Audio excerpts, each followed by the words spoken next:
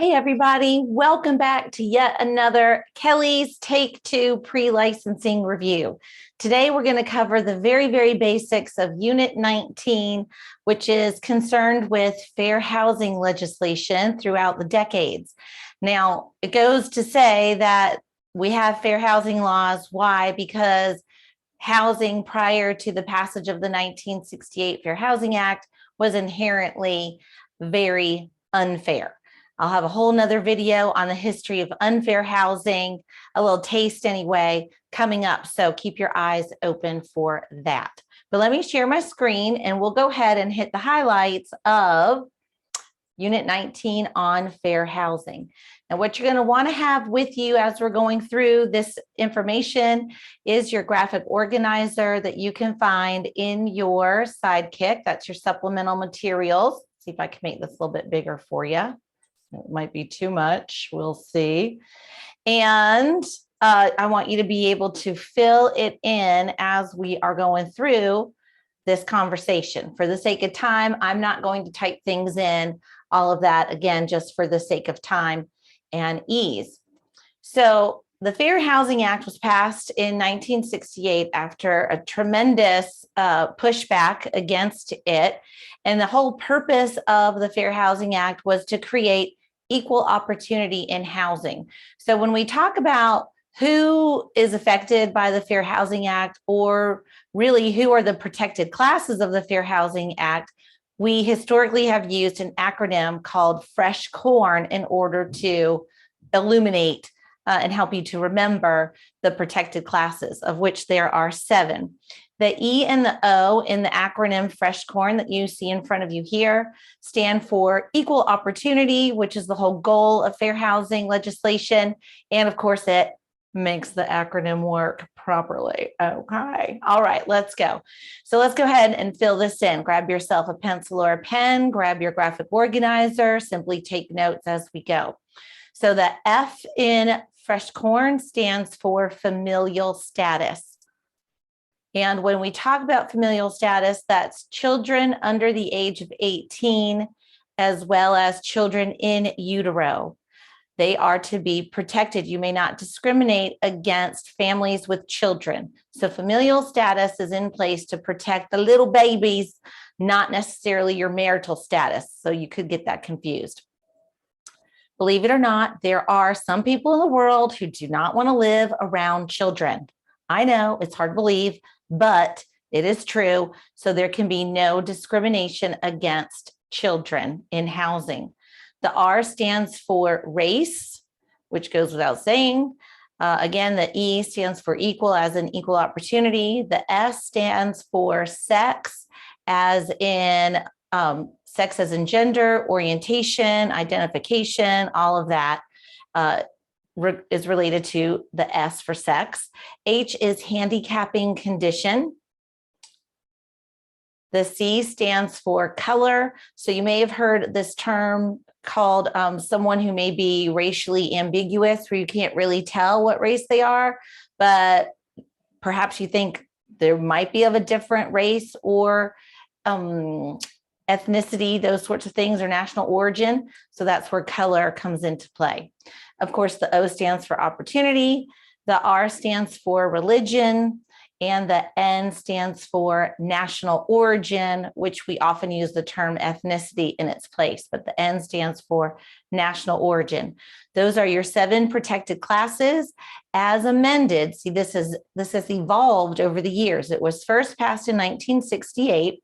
It was the 3rd prong of the civil rights legislation that was passed in the 60s. It was the last bit of legislation passed.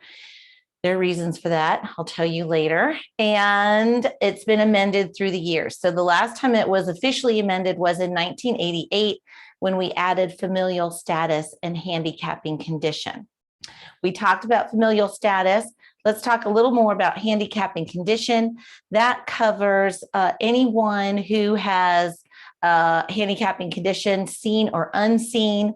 Keep in mind that attention deficit disorder is considered to be a handicapping condition. So would be diabetes, so would be a mental health issue. All of those would be handicapping conditions.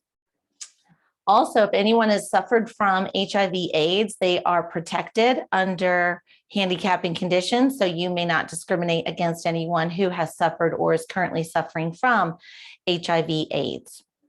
Additionally, if a person has or is currently going through treatment for drug or alcohol addiction, they are also covered under handicapping condition. Okay, very good.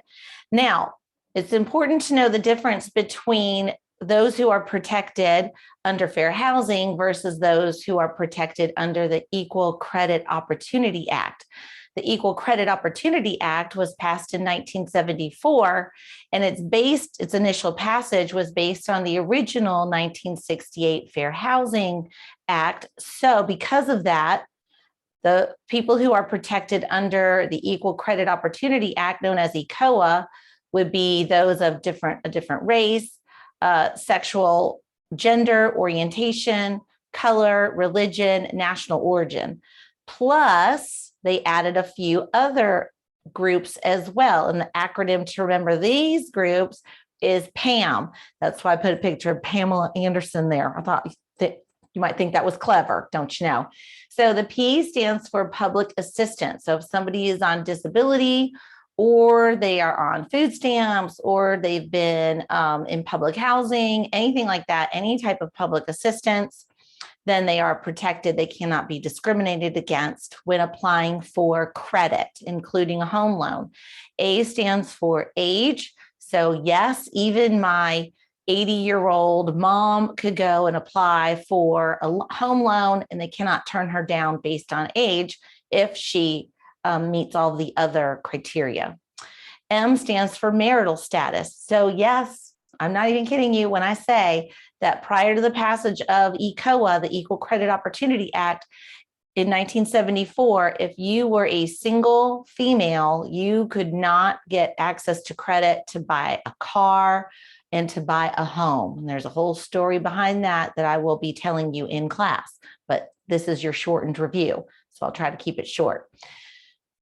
Nice. Now, it's important to retain what the exceptions are. Then this is federal law, which is what you'll be tested on. I believe you have 3 or 4 questions on the exam regarding fair housing, all on the national side. So the federal fair housing exceptions include the following. And there are 4 that we'll talk about. So you might want to make a note card that says fair housing exceptions on the front and list the 4 out on the back. Number 1, if you are a property owner working by yourself, so there's no real estate broker involved, you may discriminate except regarding race, and I'll tell you why in a minute, but you may not advertise in a discriminatory manner. So for instance, if you want to rent your home, but you only want to rent to Caucasians, you're allowed to do that according to the federal exception or exemption, but you may not advertise that level of discrimination. It would have to be word of mouth. Now, why accept race? Because if we go back up here, maybe I have it right there. Okay, this little area, let's see if it'll let me highlight. Okay, here we go. So based on the, believe it or not, look how old this is, the 1866 Civil Rights Act, there may never be discrimination based on race, end of story, period. Now, in my expanded, the history of unfair housing in the United States that's in production now, I will explain and we'll read the Civil Rights Act. What does it say? How did it come into being? All of those sorts of things. But the crucial point of it in terms of your testing experience is that no one may discriminate related to housing based on race, end of story, period. Okay, very good. Let's keep going. Number 2 exemption is renting the rooms by a property owner. So let's say you've got a property owner who is living in a quadruplex, because this rule only applies to 1 to 4 unit dwellings. If you go beyond 4 units, now you're into commercial real estate, and that's a whole nother ball of wax. So 1 to 4 units, residential, And let's say the owner lives on site, which is part of the rule, and they want to only rent to fellow Catholics, shall we say. So they want to discriminate based on religion.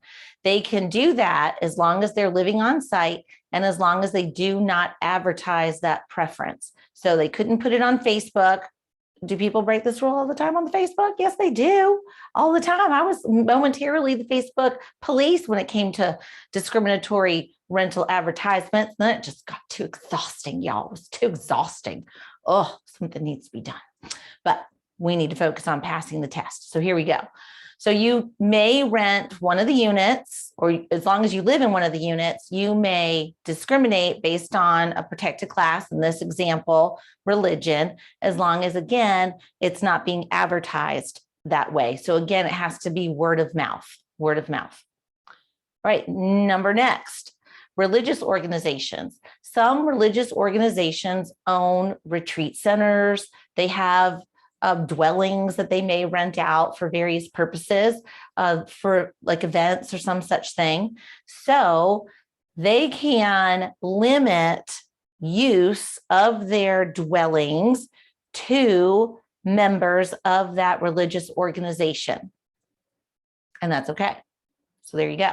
And then last but not least would be private clubs. Same rule applies as number 3. So they may limit the use of their dwellings. Some country clubs, I did not grow up in a country club kind of world. Maybe some of y'all have or did, but I learned recently that country clubs sometimes have lodgings for their member guests that come in from out of town. Isn't that so fascinating? Okay, so they can limit the use of those dwellings to members only as well.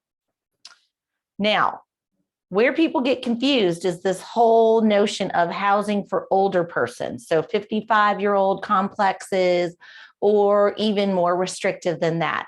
So housing for older persons, and there are 2 subcategories, generally speaking, they may discriminate against familial status. So they can limit children moving into the complex. If it's a 55-year-old or older complex, 80% of the people living there have to be 55 or older. If the complex is truly a seniors only, that's going to be for 62-year-olds. And if everyone living there is 62 years old or older, then no kids. Kids can be banned completely. Okay, we talked about handicapping condition. All right. And the note is that 55 and older communities can limit the number of children living on the premises, and 62-year-old and older communities can ban children living there completely. And then I added a little note here that says a fair housing violation may be heard by HUD, and HUD stands for the Department of Housing and Urban Development. It can be heard by HUD, or you could take the case and have it heard in federal court as a civil suit. Now you're going to have to hire lawyers and all that good stuff. Now, the benefit of having the case heard in federal court is that there is no dollar limit on damages paid. So that can be an attractive reason why some people will have their discrimination case heard in federal court rather than just having a mediation hearing with the Department of Housing and Urban Development. So those are the basics. Anytime there is a real estate agent involved, there cannot be discrimination at all, period. Don't even think about it. Don't even try it. There are a couple of vocabulary words you're going to want to know as well. One is blockbusting and the other is steering. Blockbusting is a practice that was common during the days of segregation, so leading up to the Fair Housing Act of 1968, where neighborhoods were just very overtly segregated and people were not allowed to live in certain neighborhoods if you were a person of color or a certain national origin, those sorts of things. And what real estate investors would do in those days is they would use scare tactics to entice the white residents into essentially fleeing. You may have heard a term called white flight, into farther out neighborhoods and then that would make room for new populations, new minority populations to move in. And they would use all kinds of very interesting, shall we say, tactics in order to scare white homeowners into thinking that they would lose their property value if they didn't hurry up, sell, and move along. That's called blockbusting. Steering, on the other hand, is still happening in our industry, as was proven with a 2019 Newsday undercover report called Long Island Divided. I'll tell you more about that in my expanded version of the history of unfair housing. But steering is where a certain protected class is led to or away from a certain neighborhood or part of town based on their protected class status. Both of those practices are very illegal and will definitely cause somebody to file a complaint if they find out about it.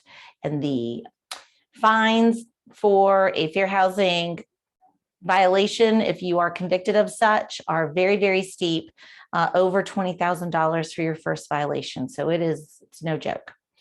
All right, that concludes Unit 19, the overview, and keep your eyes open for the expanded version of the history of unfair housing up until current day. All right, thank you, and I'll see you soon.